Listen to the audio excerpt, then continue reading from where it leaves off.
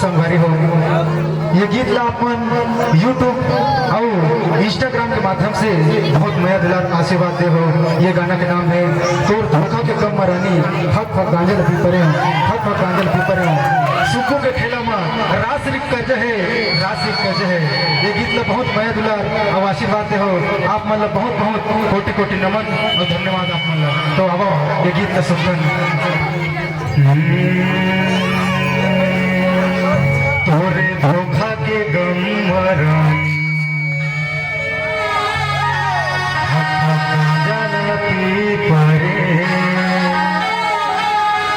तोरे धोखा के गम मटोरी फक फक बीड़ी ना पी परे तोरा तेरा संग देखे रहे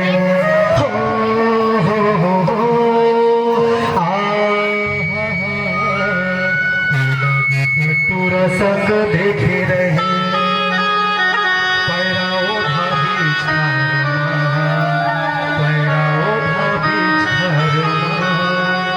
तोरे धोखा के गम मरानी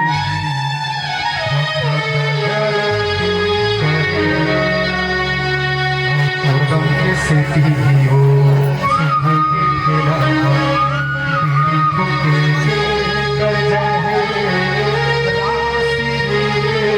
कर जाए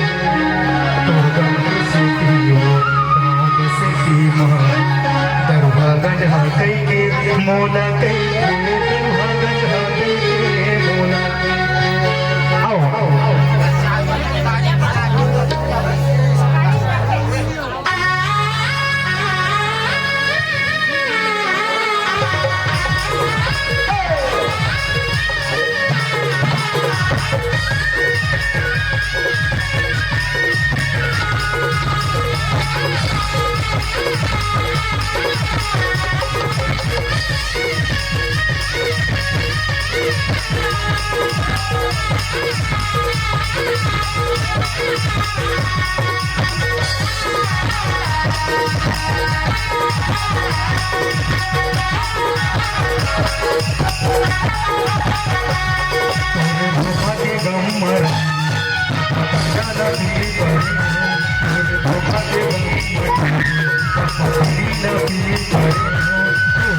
पूरा संग देखे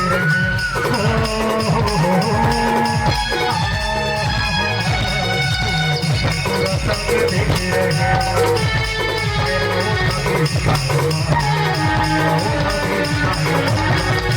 धोखा के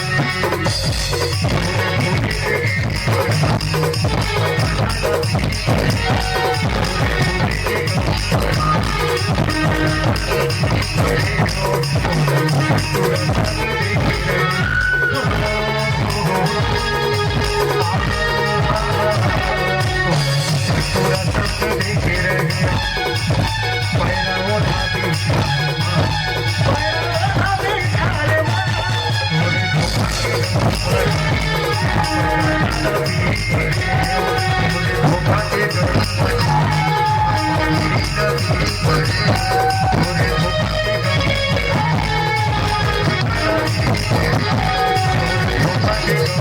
you.